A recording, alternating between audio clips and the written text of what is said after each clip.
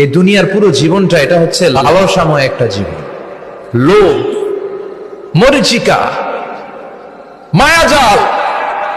এই মায়াজালে আমরা আটকে আছি, ফলে মৃত্যুর কথা আমরা ভুলে গিয়েছি। পাগলের মতো ছুটছি, আরো টাকা লাগবে, আরো খ্যাতি লাগবে, আরো যশ লাগবে, আরো দাপট লাগবে। আমার এত টাকা দিয়ে কি হবে? এত সম্পদ দিয়ে কি হবে? এত ব্যস্ততা দিয়ে কি হবে তোমার? স্টপ, থামুন, অনেক হয়েছে। আন্না, থামুন, take a rest and think about death. Think that you have to go back to your Lord. একটু বসেন না, একটু ভাবেন যে আমাকে চলে যেতে হবে, চলে যেতে হবে। এই কোলাহল, এই ব্যস্ততা, এগুলো থাকবে, থাকবো না আমি।